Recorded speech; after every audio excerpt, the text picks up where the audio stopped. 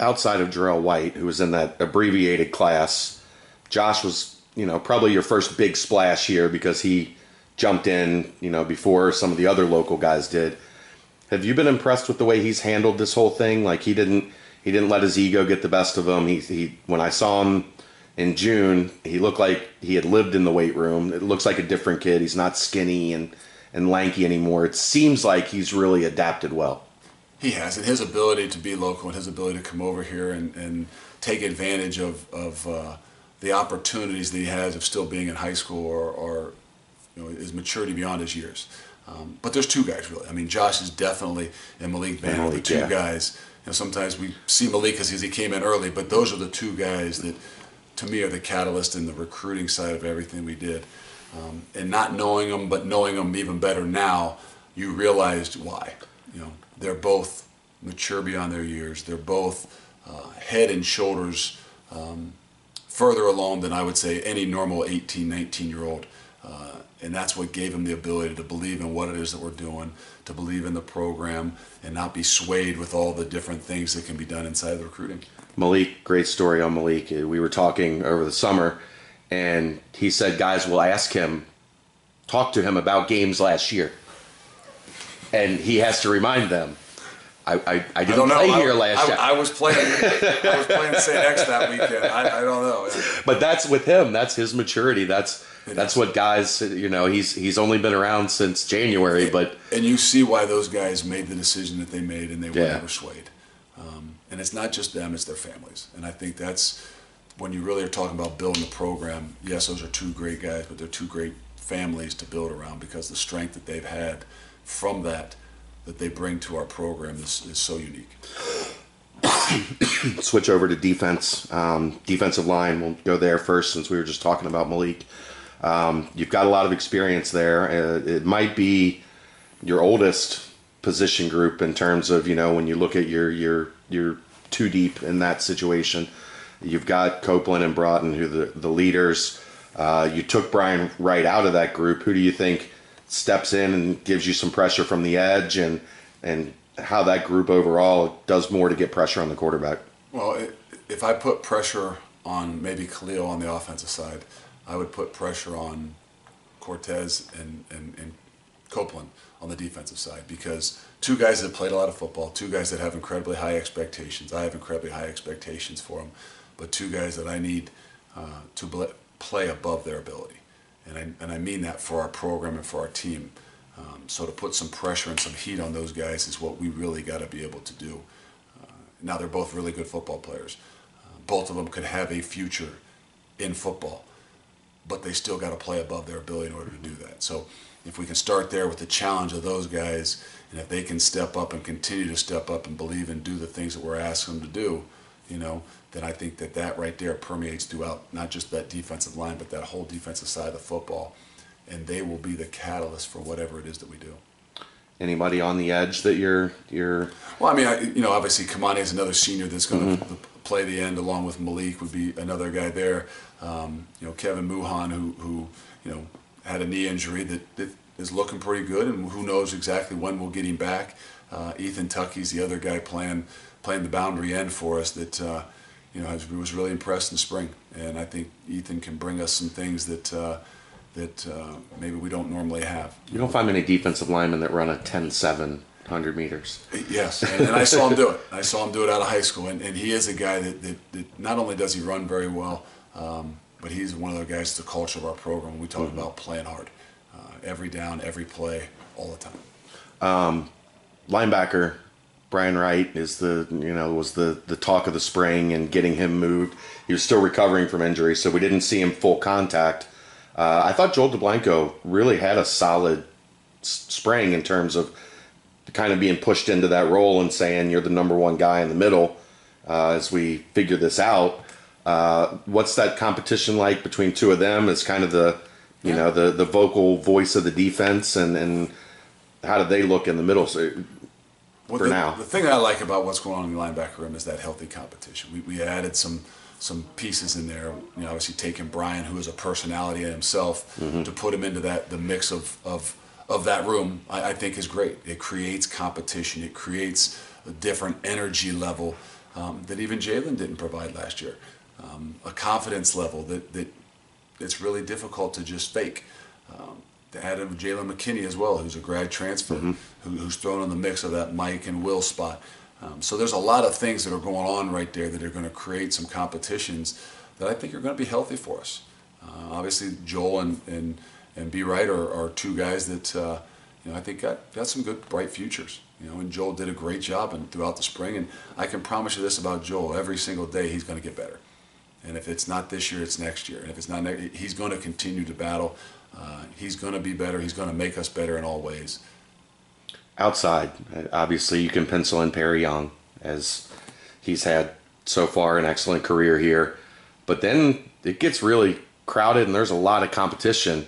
You move Malik Clements down. Jarrell White is battling for a spot. Jalen McKinney, as you mentioned, inside and outside, can do both. That's a battle that's going to be fun to watch in camp on that for those outside spots. And obviously Perry's done a great job, and he's probably as our most productive and most consistent football player last year. And we expect that same thing out of him. And we got to do some things to create and generate some competition to continue to push him. Ty Sponseller's the other guy that has played over there at the Will linebacker spot. And then we brought Malik Clements down, and Malik was our MVP of the spring. Just did things the way we expect him to be done. The culture of the program about how he plays, at 4 to 6, A to B every single snap. And I couldn't say that about Malik last year. Malik might have been the guy I was hardest on the most. And we've had that talk and that communication, and he understands that I'm not going to let up on him, and that's what the expectation is. So to have him and Jarrell White and R.J. Potts in a battle to make each other better, I think is where we want to be in every position. Is we want to be able to have those competitions, those type of what I would say healthy competitions that makes each other better. You've got that at safety as well, and a guy I really like this spring, and Derek Forrest stepped up after a chance to get his feet wet as a freshman. He's looking like a first team guy, and then a lot of competition. We'll see how things shake out there as well. Yeah, again, I don't know that we have as much depth back there at the safety spot as maybe there's some youth and depth at the linebackers. Still haven't played yet, but I think that's where some of the freshmen might have to give us an opportunity to at least provide some depth and some competition. Obviously Derek Forrest being one of the boundary safeties, and then James Wiggins being a guy in the field safety that probably throughout the spring became the two guys that were most impressive back there.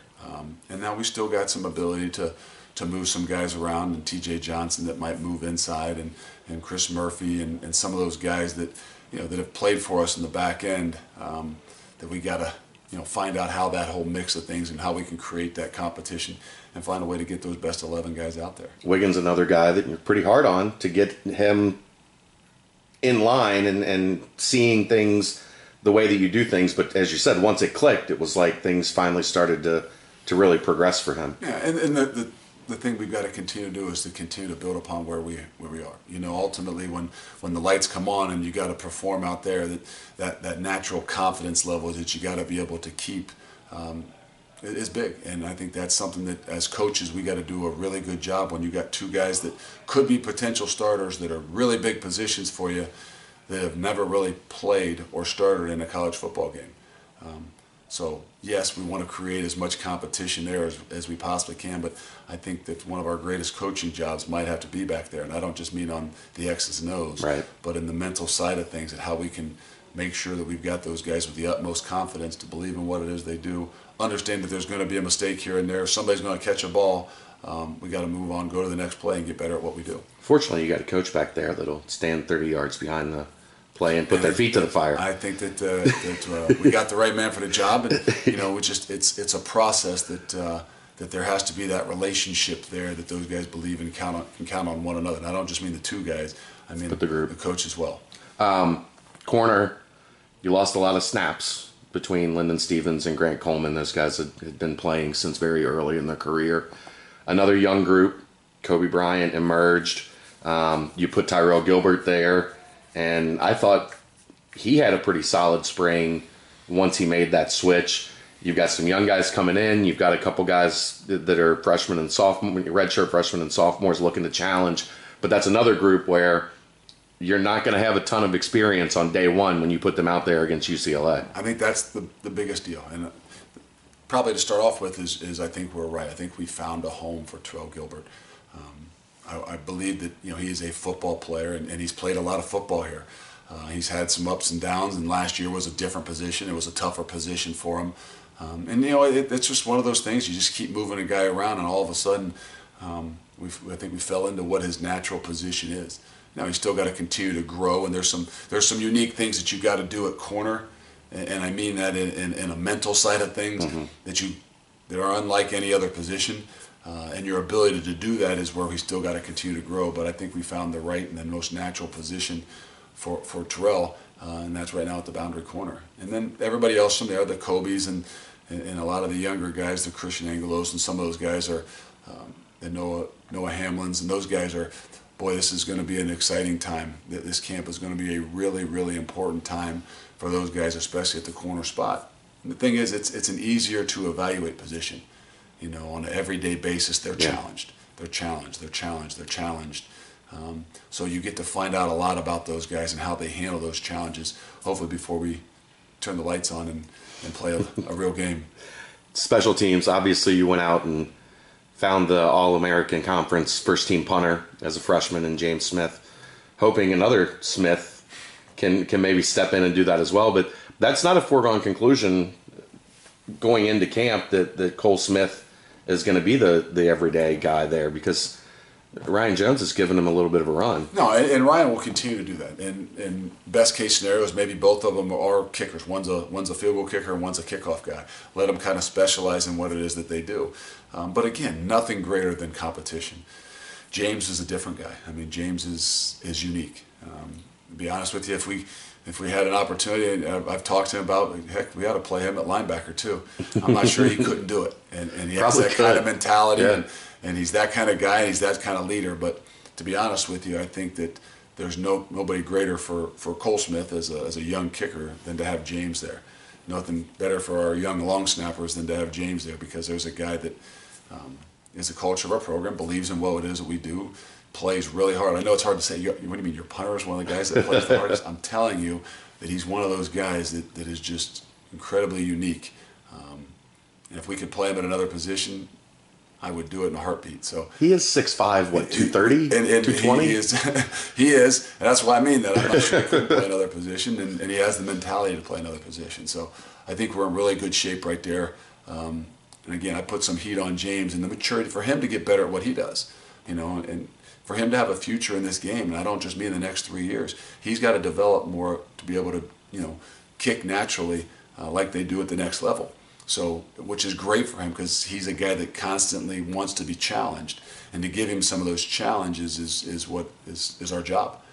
And I think he'll do that for those other guys around him too. And I thought in the spring he had more distance. Like his hang time was really what carried him to that first team all-conference selection, because there were so few returns. But I thought he kept the hang time and then added some distance from what I saw in the spring. And then, like I said, we have an obligation to make him an opportunity to continue this and to play even beyond here. So the development for him is ever changing and ever challenging, to be able to do both, to be able to kick that style that we use a lot, and to be able to kick the traditional style as well. So, and I think that doesn't hurt us. Well, we only got to worry about him here. I know, but we have an obligation to continue. And I think for a guy like that, the challenge is what continues to motivate him. Another camp higher ground, your second, is right on the horizon. What are your thoughts going to that place for the second time now that you've got a year under your belt? I'm excited about it. I think that it's unique for us to be able to get away, and I think it's better for us, even with how our campus is and how our team is, to have those opportunities to kind of be out in the middle of nowhere.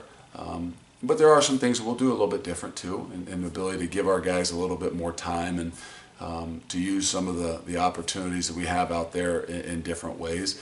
I think you got to continue to evolve and learn from even your first year to your second year to your third year, because if we're not continuing to evolve, and I don't mean always change, but evolve and finding ways to enhance and get better, then we're sleeping on this game. You can't do that.